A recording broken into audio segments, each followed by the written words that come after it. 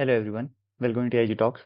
आज हम चार्ट्स के बारे में बात करेंगे। अलग अलग टाइप ऑफ चार्ट्स होते हैं, उनके बारे में बात करेंगे। बेसिकली लाइन और कैंडलस्टिक चार्ट के बारे में ही बात करेंगे, बिकॉज कैंडलस्टिक चार्ट ही जो है मोस्टली यूज होता है। एंड बहुत आसानी से एनालिसिस कर सकते हो, मतलब ईजी रहता है एनालिसिस करने के लिए through candlestick chart. End of course line chart base है, तो एक तरीके से लाइन चार्ट भी देखना पड़ेगा। ठीक। तो आज की वीडियो स्टार्ट करने से पहले मैं आपसे रिक्वेस्ट करूंगा, चैनल को सब्सक्राइब करना, वीडियो को लाइक करना, शेयर करना एंड कमेंट करना।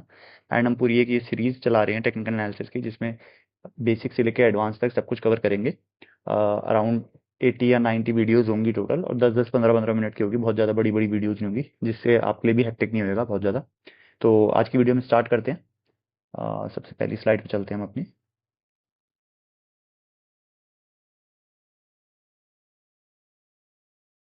सबसे पहला है कि चार्ट मैटर्स क्यों करते हैं, है ना। इसका सबसे सिंपल आंसर यही है कि चार्ट की हेल्प से आप पता लगा सकते हो कि मार्केट में पब्लिक की साइकोलॉजी क्या चल रही है। ठीक है, चार्ट एक वन ऑफ द मीडियम है जिनकी मदद से आपको पता चलता है कि मार्केट में इमोशन क्या चल रहा है। फियर ज़्यादा है या लालच ज़्यादा है, या फोमो कर रहे हैं लोग, पैनिक ज़्यादा है। ये सब आप चार्ट की हेल्प से भी पता लगा सकते हो। और भी बहुत सारे टूल्स होते हैं, ठीक है, उनसे भी आप पता लगा सकते हो। जैसे कि अपना विक्स हो गया। विक्स में भी खैर चार्ट ही होता है। ठीक है, विक्स का भी चार्ट होता है ना, ऊपर नीचे होता रहता है। वो भी विक्स अगर ज़्यादा रहता है तो मतलब पैनिक ज़्यादा है मार्केट में, वोलेटाइल ज़्यादा है मार्केट। ठीक है, दूसरा कैंडल्स, कैंडल्स बोल रहा हूँ, वॉल्यूम होता है ना। तीसरा ओपन इंटरेस्ट होता है। तो इन दो में तो इसमें भी चार्ट ही रहता है। ओपन इंटरेस्ट में तो खैर क्या चार्ट, इसमें तो वैसे डेटा भी नज़र आ जाता है। ठीक, तो बेसिकली मार्केट की साइकोलॉजी के लिए, टेक्निकल एनालिसिस यूज़ करने के लिए हम चार्ट्स यूज़ करते हैं, इसलिए चार्ट जो है इंपॉर्टेंट है। अब अलग अलग टाइप के चार्ट्स होते हैं। लाइन, मैं यहाँ पे सिर्फ लाइन चार्ट और कैंडलस्टिक चार्ट की बात करूंगा। इसके अलावा भी और बहुत सारे चार्ट होते हैं, बार चार्ट होते हैं, ठीक है, और भी बहुत सारे होते हैं।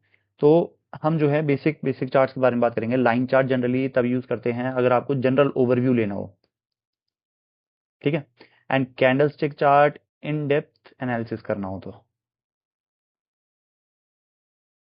तो कैंडलस्टिक चार्ट यूज करना है। ठीक। लाइन चार्ट में सिर्फ और सिर्फ क्लोजिंग प्राइस का पता चलता है आपको। ठीक है, जस्ट नॉर्मल एक लाइन रहती है, और ये डॉट्स जो है कनेक्ट कर रहे हैं लाइन को, और ये डॉट्स जो है क्लोजिंग प्राइस है पर्टिकुलर स्टॉक का, शेयर का, एक पर्टिकुलर पॉइंट पे। और कैंडलस्टिक चार्ट आगे देखते हैं हम डिटेल में, ठीक है।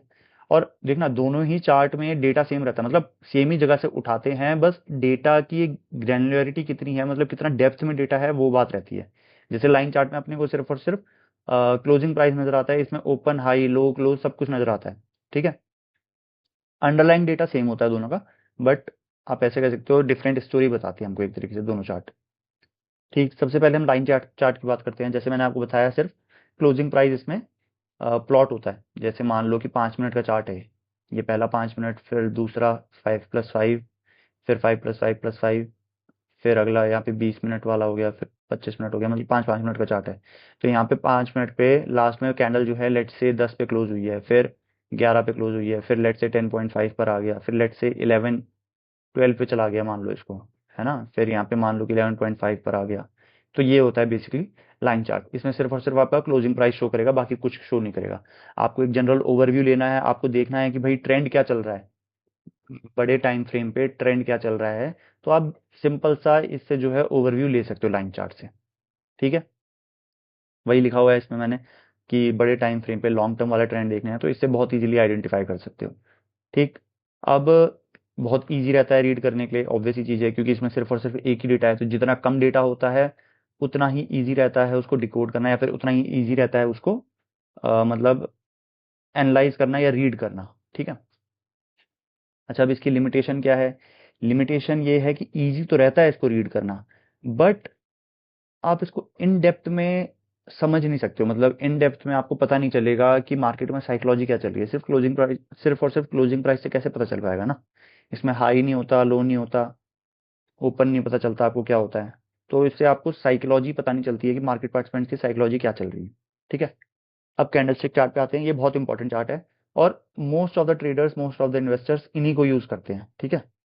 अब जो चीज़ आपको वैसे लाइन चार्ट से पता चल रही है ना, वो कायदे से वैसे तो इससे भी पता चल जाती है, तो लाइन चार्ट की भी जरूरत नहीं होती। आप कैंडलस्टिक चार्ट ही स्विच करो तो बेटर है। इससे भी आपको लॉन्ग टर्म के ट्रेंड का पता चल जाता है। जूम आउट कर लेना, है ना, तो आपको पता चल जाएगा बहुत इजीली।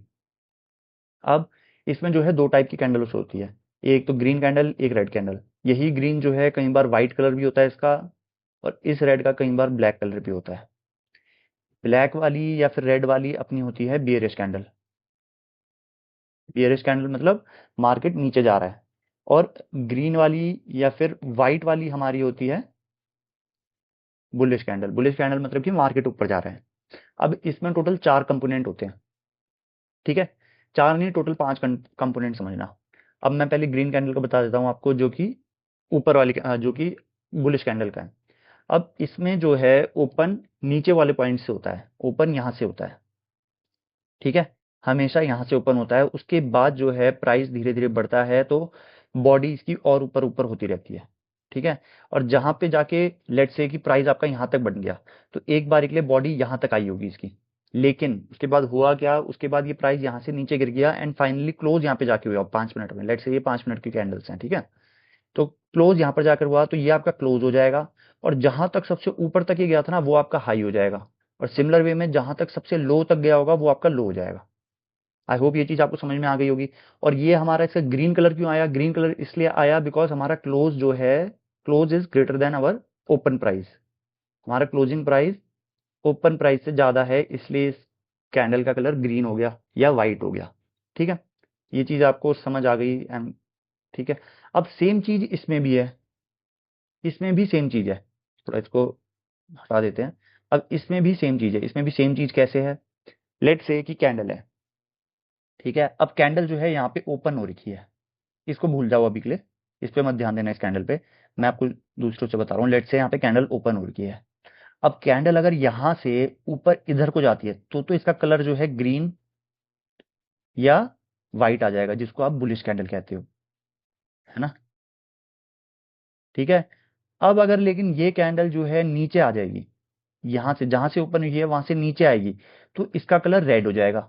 रेड क्यों होगा, बिकॉज इसका जो क्लोजिंग प्राइस आ रहा है इस वक्त, वो जो है ओपन प्राइस से कम है, इसलिए रेड होगी। रेड या फिर अपना ब्लैक, या फिर इसी को हम कहते हैं बियरिश, ठीक है।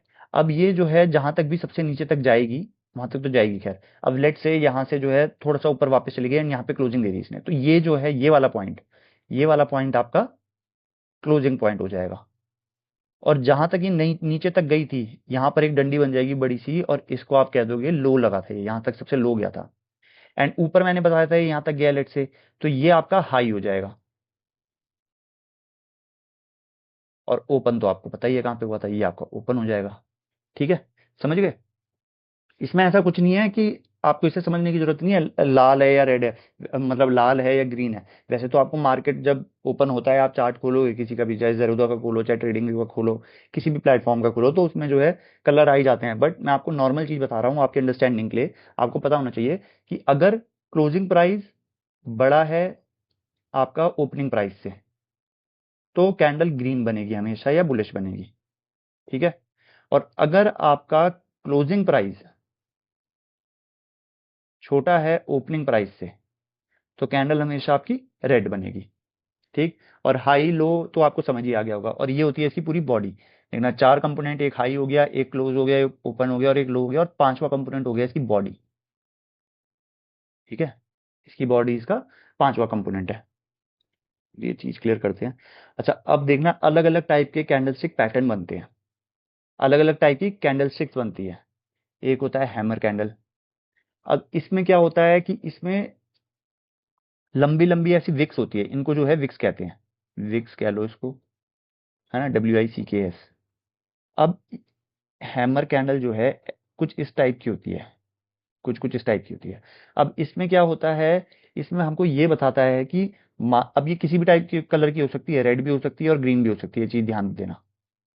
आप बस इसका मतलब समझो, साइकोलॉजी समझो कि कैंडल हमको क्या समझाना चाह रही है। और ये याद करने की जरूरत नहीं है कि इसको हैमर कहते हैं या इसका ऐसा है, मतलब ऐसी दिखती है, ऐसे याद करने की जरूरत नहीं है। आप सिंपल साइकोलॉजी समझो ना, क्या कह रहा है, क्या कह रही है कैंडल। कैंडल आपसे सिंपल सी चीज ये कह रही है कि एक पॉइंट पर कैंडल जो है इतनी ऊपर चली गई थी, प्राइस जो है इतना ऊपर चले गया था, लोग उसको बायर्स इतने ऊपर ले गए थे, लेकिन उसके बाद बायर्स कमजोर पड़ गए एंड सेलर्स उन पर भारी पड़ गए और प्राइस वो वापस नीचे ले गए यहाँ तक। तो अब ये चीज हमको क्या दिखाता है, ये चीज हमको ये दिखाता है कि एक पॉइंट पे बायर्स जो है बहुत ज्यादा ज्यादा प्राइस पे खरीद रहे थे, बहुत एग्रेसिवली बाय कर रहे थे। लेकिन इस पर्टिकुलर पॉइंट पर आकर उनकी एग्रेसिवनेस खत्म हो गई, है ना, और सेलर्स उन पे ज्यादा भारी पड़ गए। अब एक चीज और है, अब ये हैमर आपको जहां कहीं दिखेगा आप वहां कहीं इसको मतलब इसको इंटरप्रेट करने मत बैठ जाना। कुछ पर्टिकुलर लेवल्स होंगे, कुछ पर्टिकुलर पॉइंट्स होंगे, वहीं पे इनका मतलब रहता है। जैसे मान लो कि कहीं पे सपोर्ट या रेजिस्टेंस है, वहां पे हैमर बन रहा है, तो ठीक है, आप उसको इंटरप्रेट कर सकते हो। लेकिन अगर ये मान लो कि एक रेंज है, ये रेंज है, और यहाँ पे जो है पूरा चार्ट पैटर्न बना हुआ है, आपका चार्ट चल रहे हैं यहाँ पे, ठीक है, ये चार्ट है, मान लो यहाँ पे कहीं हैमर बन गया, यहाँ पे कुछ नहीं है, कोई लेवल नहीं है। अब यहाँ पे इसको इंटरप्रेट करने मत बैठना, ये सिर्फ और सिर्फ आपके लिए नॉइज है, बाकी कुछ भी नहीं है। ठीक है, ये चीज समझना। और या फिर कोई साइकोलॉजिकल लेवल हो तो हो सकता है, या किसी ट्रेंड लाइन पर आ रहा तो हो सकता है उसका मतलब। ठीक है, तो आई होप ये तो समझ गए होंगे। सिमिलर वे में डोजी है, डोजी कैंडल आपको क्या बताता है? डोजी डोजी कैंडल एक तरीके से आपको इनडिसीजन दिखाता है कि ना तो बायर्स क्लियर है ना तो सेलर्स क्लियर है, ना तो बायर्स ज्यादा फोर्स में है या मतलब पावर में है, ना तो सेलर्स पावर में है। ठीक है, ये बताता है। ऐसे ही अलग अलग होते हैं, बुलिश इनगल्फिंग हो गया, शूटिंग स्टार हो गया, ऐसे बहुत सारे होते हैं, बहुत बहुत हजारों हजारों पैटर्न बन जाएंगे ऐसे करके। बट आपको एक भी याद करने की जरूरत नहीं है, आप सिर्फ और सिर्फ कैंडल देख के ये समझो कि उसकी साइकोलॉजी क्या है, वो कैंडल आपसे कहना क्या चाहिए, बस। इसके अलावा और कुछ समझने की जरूरत नहीं है और कुछ याद करने की जरूरत नहीं है। ये अब जैसे बुलिश एंगल फिंगर का ही मैं आपको एग्जांपल देता हूँ, ये मान लो रेड कैंडल है और एक ग्रीन कैंडल है ना, और ये रेड कैंडल को पूरी खा गई एक तरीके से ग्रीन कैंडल। अब इसका क्या मतलब हुआ बताओ? सिंपल सी चीज है कि भाई पहले जो है मार्केट में थोड़ा बहुत प्रेशर था सेलर्स का, बहुत नाम बराबर प्रेशर था, बिकॉज छोटी कैंडल है। लेकिन या फिर मान लो लेट से बड़ी कैंडल भी है, रेड कैंडल बड़ी कैंडल है मान लो, ठीक है, और उसके बाद लेकिन ग्रीन कैंडल इतनी बड़ी बन गई कि पूरी इसके अंदर समा गई, मतलब रेड कैंडल जो है ग्रीन कैंडल के अंदर समा गई एक तरीके से, पूरा एंगल्फ कर लिया उसने उसको। इतनी बड़ी कैंडल बन गई, इसका मतलब क्या है कि पहले जो है सेलर्स पावर में थे, उसके बाद एकदम से ही कहीं से बायर्स आ गए और बायर्स पावर में आ गए, सिंपल सी चीज है। ठीक है, तो ऐसी बहुत अलग अलग तरीके के जो है कैंडलस्टिक पैटर्न होते हैं, आप उनको याद मत करो, बट समझो कि उनके पीछे जो है वो कैंडल आपको कहना क्या चाह रही है। ठीक, अब कौन सा चार्ट कब यूज करना है? वैसे तो देखो, लाइन चार्ट का कुछ ऐसे खासा यूज है नहीं, सिर्फ और सिर्फ ओवरव्यू देखने के लिए आप एक तरीके से इसको यूज कर सकते हो। ठीक है, बट वही सेम यूज जब आप कैंडलस्टिक चार्ट पढ़ने लग जाओगे, मतलब एनालाइज करने लग जाओगे, थोड़ी सी आदत हो जाएगी ना आपको, तो वही सेम चीज एनालाइज आप कैंडलस्टिक चार्ट से भी कर सकते हो। ऐसी कोई ऐसे रॉकेट साइंस नहीं है कि भाई इसको पढ़ने में बहुत मुश्किल होती है, इसको पढ़ने में बहुत आसानी होती है ना।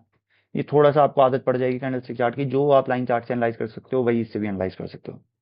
ठीक है, बाकी वैसे जनरली मैंने लिखा ही है कि आपको लॉन्ग टर्म वाला ट्रेंड देखना हो, ब्रॉडर टाइम व्यू में देखना हो कि क्या चल रहा है, तो आप लाइन चार्ट का यूज कर सकते हो, है ना। आपको जो है एक साथ तीन चार चार्ट लगाने हैं मान लो, और आप सिंपली लाइन चार्ट से पता लगा सकते हो कि क्या चल रहा है। ठीक, ऐसी चीज है। बाकी ऐसी कोई चीज नहीं है जो लाइन चार्ट से हो सकती है पर कैंडल स्टिक चार्ट से नहीं हो सकती। सब चीज हो सकता है कैंडल स्टिक चार्ट से भी, जो जो लाइन चार्ट से हो सकती है, बस। ठीक, अब की टेकअवेज क्या है आज के? मेन तो यही है कि क्लोजिंग प्राइस जो मैंने आपको बताया, कैंडल स्टिक का मैंने ओपन हाई लो क्लोज सब कुछ बता दिया, साथ में बॉडी भी बता दी क्या होती है। ठीक है, और विक्स भी बता दिया, उसको विक्स कहते हैं। ठीक, तीसरी चीज, पैटर्न्स पे कभी भरोसा मत करना। पैटर्न पे भरोसा मत करना मतलब दो चीज बताई मैंने पैटर्न्स में आपको, एक तो पैटर्न्स अगर हर कहीं बन जाए तो आपने उस पर ध्यान नहीं देना है। दूसरा, पैटर्न्स को याद करने की जरूरत नहीं है, उसको समझो कि उसके पीछे वो कैंडल कहना क्या चाह रही है। ठीक है, और तीसरी चीज वही कि कहाँ पर बन रहा है ना, मतलब राइट टाइम फ्रेम। मतलब कई बार ऐसे भी होता है कि आपको जो है, ये चीज भी बहुत इंपॉर्टेंट है, आपका जो है आपको जो है स्विंग ट्रेड लेनी है, और आप 5 मिनट पे कैंडल देख रहे हो। 5 मिनट पे कैंडल जहाँ पे बन रही है वहां पे एक सपोर्ट रेजिस्टेंस भी है, पर वो 5 मिनट का सपोर्ट रेजिस्टेंस है, और आपको स्विंग ट्रेड लेने हैं, आपको कोई मतलब नहीं रह जाता वो 5 मिनट का सपोर्ट या 5 मिनट की कैंडल देखने का। क्यों? वो आपके लिए नॉइज है एक तरीके से। ठीक है, तो इस चीज का भी बहुत अच्छा खासा ध्यान रखना है आपने। तो आई होप आपको आज की वीडियो पसंद आई होगी। लाइक करना, सब्सक्राइब करना एंड कमेंट करना, एंड बने रहना। नेक्स्ट वीडियो में हम जल्दी मिलेंगे, एंड पूरा का पूरा कोर्स खत्म करेंगे जल्दी। Thank you.